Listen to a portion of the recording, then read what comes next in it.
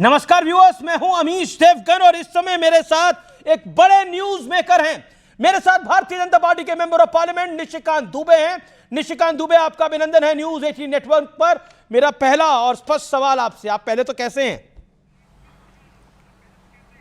बहुत बढ़िया। आपको और आपके व्यूअर को नमस्कार जी। एक बड़ी रिपोर्ट आप लेके आए हैं और फेक न्यूज का मुद्दा काफी चर्चा में भी है और संसद की स्थायी समिति जिसके आप अध्यक्ष हैं उसने नई सिफारिशें की हैं और इसमें संपादकों की और प्लेटफॉर्म्स की जिम्मेदारी तय हो और फेक न्यूज की परिभाषा स्पष्ट हो। आपको क्या लगता है इससे बदलाव आएगा? क्योंकि विरोध के स्वर तो आएंगे ही आएंगे। कांग्रेस अभी से बहुत कुछ बोल रही है।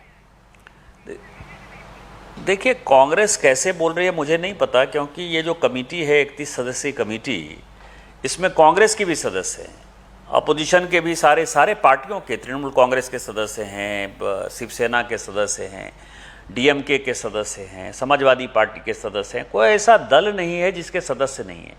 और सारे सदस्यों ने बिना किसी चर्चा के, मतलब आप समझिए कि यूनैनिमस ये उन्होंने कहा कि नहीं, ये होना चाहिए, लागू होना चाहिए, और ये कमेटी ने पास किया है।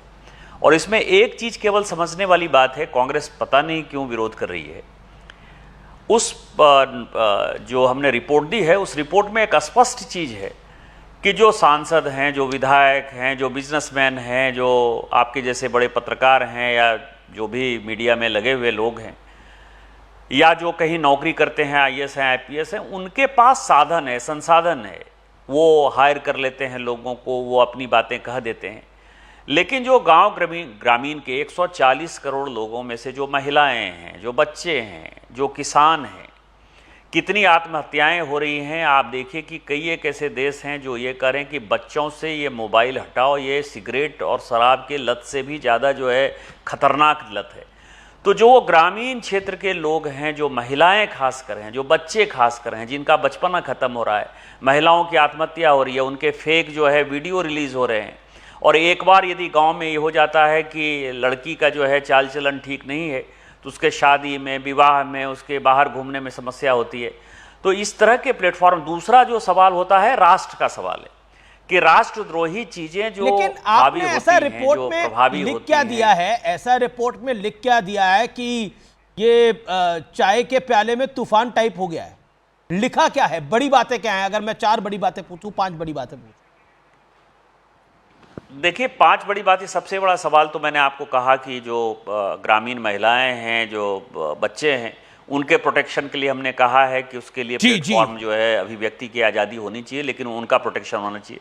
दूसरा मैंने कहा कि राष्ट्र सबसे बड़ा है। और राष्ट्र में यदि आप देखेंगे कि प्लेटफॉर्म पर यदि आप माननीय प्रधानमंत्री जी को रोज गाली देंगे, यदि देश की सुरक्षा के ऊपर रोज क्वेश्चन उठाएंगे, जैसे एक छोटा सा सवाल मैं कर रहा हूं कि राफेल गिर गया जी, तो हमारा चेहरा है, हमको पार्लियामेंट में इम्यूनिटी मिली हुई है, हमने जो है राफेल गिर गया है जी कर दिया। लेकिन उसमें यह हमने नहीं देखा कि भारतीय वायुसेना के पायलट जो है उनके ऊपर क्या असर हुआ, भारतीय वायुसेना के ऊपर क्या असर हुआ।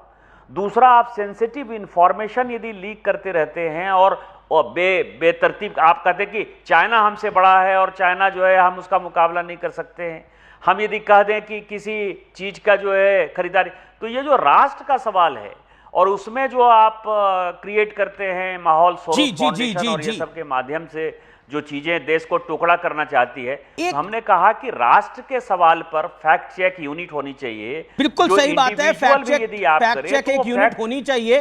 लेकिन निशिकांत जी, जैसे मीडिया संस्थान है, न्यूज 18 है, उसके पास रिपोर्टर्स हैं, असाइनमेंट डेस्क है, पूरा आउटपुट टीम है। हम या फिर कोई भी और बड़ा मीडिया संस्थान है, उसके पास पूरा सिस्टम है, वो कोई भी खबर है वो मर्यादा के साथ चलाएगा, जिम्मेदारी के साथ दिखाएगा, और अगर गलत होगी तो उसको वापस भी लेता है। मैं ये नहीं कहता कि कभी हमसे कोई गलत खबर नहीं चलती, लेकिन अगर कोई बाई चांस चल भी गई तो हम खेद जताते हैं, वापस भी लेते हैं। लेकिन यूट्यूबर्स ये इस समय कुछ भी चलाते हैं और सोशल मीडिया पे भ्रामक जानकारी देते हैं। ऐसे ऐसे कैचवर्ड होते हैं जिसमें पता लगता है सरकार कल गिर जाएगी, परसों गिर जाएगी। उसी पर मैं आ रहा था कि ये जो सोशल मीडिया प्लेटफॉर्म्स हैं, इसका कोई ना कोई कंट्रोल तो होगा। आप इतने दिन से पत्रकारिता कर रहे हैं और आप बड़े संस्थानों में काम करते रहे हैं, अभी भी आप कहाँ रह रहे हैं? आप नौकरी छोड़ दीजिए और इस तरह के जो सोरोस फाउंडेशन, देश तोड़ने वाले ताकतें हैं और जो सो कॉल्ड अपने आप को सेकुलर मीडिया कहते हैं, आप यहाँ गोल्फ लिंक्स और जोरबाग में मकान ले लेंगे अमीश जी, आपको यहाँ मिल जाएगा। क्योंकि आपके पास जो पूरे विदेशी फंड हैं, विदेशी फंड आपको न्यूज करवाते हैं और विदेशी फंड आपको पैसा देते हैं, और यूट्यूबर हैं जो सोशल मीडिया प्लेटफॉर्म का यूज करते हैं या जो नौकरी छोड़कर इस तरह की बातें करते हैं, मैंने तो कई लोगों के ITR भी जारी किए हैं, उनका कोई कंट्रोल सिस्टम होगा ना। तो मैंने उसमें कहा है कि लोकपाल बैठाइए, या जो सोशल मीडिया के इंटरमीडिएट प्लेटफॉर्म है उसकी रेस्पॉन्सिबिलिटी तय कर दिए, या नहीं तो इंडिविजुअल केबल टेलीविजन नेटवर्क को जो है उसमें संशोधन करके जो अभी तक वो, लेकिन पॉइंट आता है ना, सरकार तो 11 साल से आप ही की है, आप ही के दौरे हुकूमत में इस तरह की अगर फेक न्यूज की प्रणाली चलती है तो जिम्मेदारी तो आपकी सरकार की भी तय होती है। नहीं, वो सही है कि हम 11 साल से सरकार चला रहे हैं, लेकिन 11 साल से जो सरकार चला रहे हैं उसमें आपको मैं बताऊं कि जो प्रधानमंत्री जी के खिलाफ जो माहौल है, हम कुछ भी अच्छा करने की कोशिश करते हैं तो सबसे पहला क्या नैरेटिव आता है कि 76 में भारत का संविधान पूरा का पूरा कांग्रेस ने बदल दिया, लेकिन हमारे ऊपर आरोप आता है कि हम संविधान बदल देना चाहते हैं। आपको 75 में इमरजेंसी में आपको पता है कि सारे print media, electronic media, social media जो भी उस वक्त मौजूद था, सारे के सारे बंद हो गए, पूरी इमरजेंसी लागू हो गई, कोई न्यूज़पेपर, कोई न्यूज़ नहीं लिख सकता था। उन्होंने ये काम कर दिया, लेकिन उन्होंने ही प्रेस काउंसिल ऑफ इंडिया का जो है अवधारणा जारी किया और 78 में आपको पता है कि प्रेस काउंसिल ऑफ इंडिया बना, उन्होंने किया।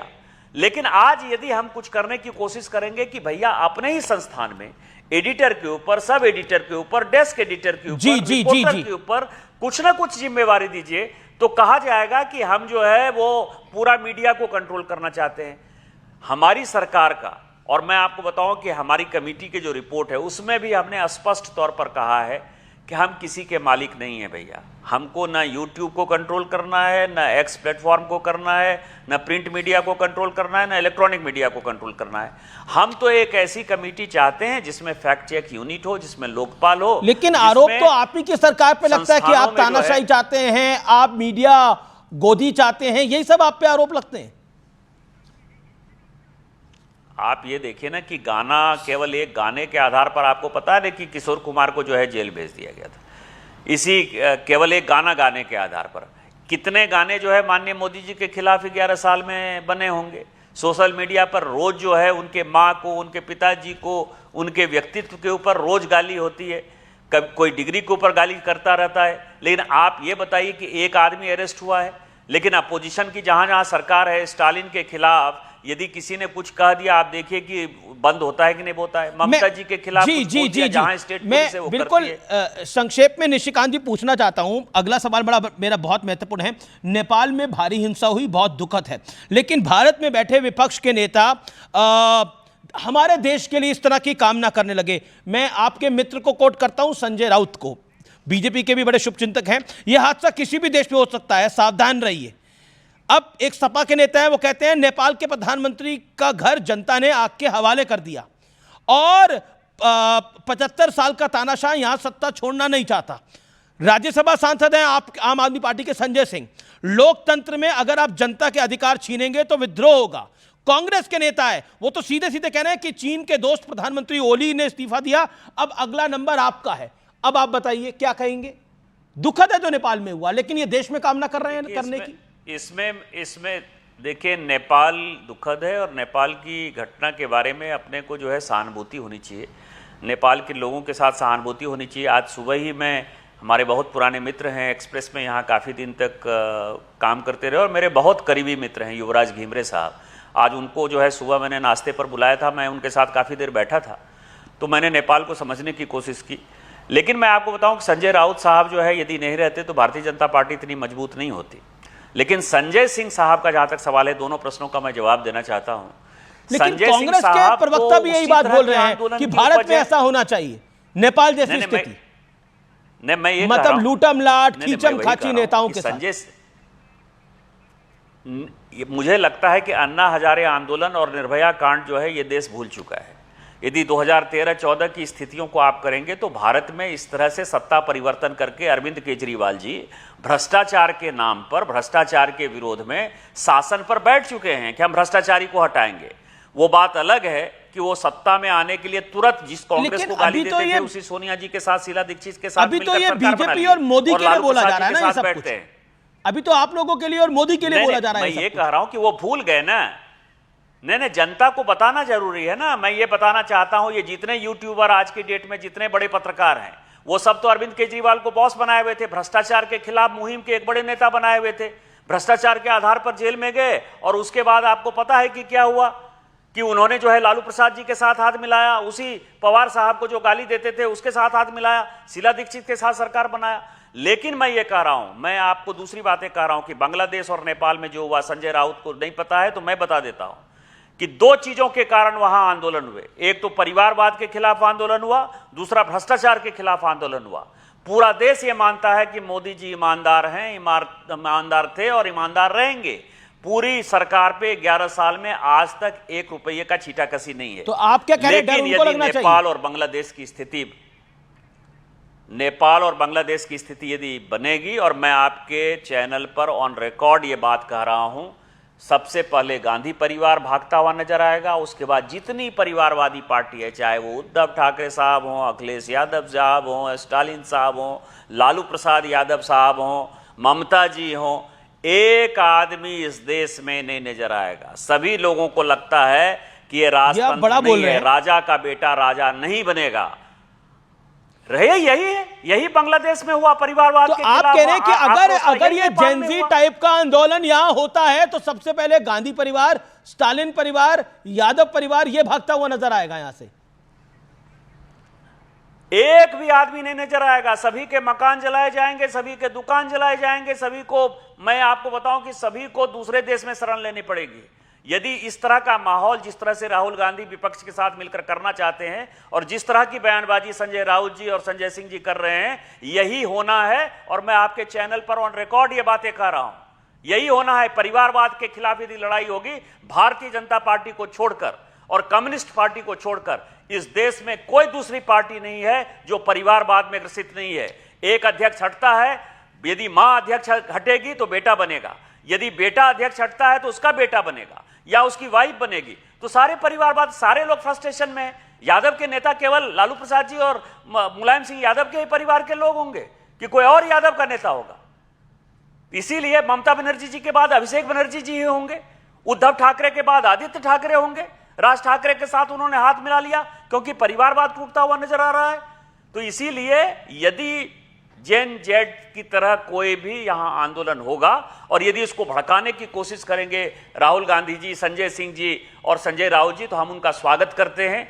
निर्भया कांड के समय भारतीय जनता पार्टी ने एक भारी भूल की थी। हम उस आंदोलन का सहभागी बनेंगे जो संजय राउत जी और ये सब चलाने की कोशिश करेंगे, और उसके बाद यदि ये लोग हिंदुस्तान में नजर आ गए तो फिर आप मुझे कहिएगा। जी, ये आप बड़ा कह रहे हैं कि अगर ऐसा जेनजी टाइप का आंदोलन हिंदुस्तान में हो गया तो परिवारवादी पार्टियों के लोग भागते हुए नजर आएंगे, ये देश में भी नहीं रह पाएंगे, ऐसी कंडीशन हो जाएगी। आपने तो पूरा गेम ही उल्टा कर दिया कि भ्रष्टाचार के खिलाफ है, भ्रष्टाचार के अधिकतर आरोप इन्हीं लोगों पे है और सत्ता अधिकतर इन्हीं के पास रही है।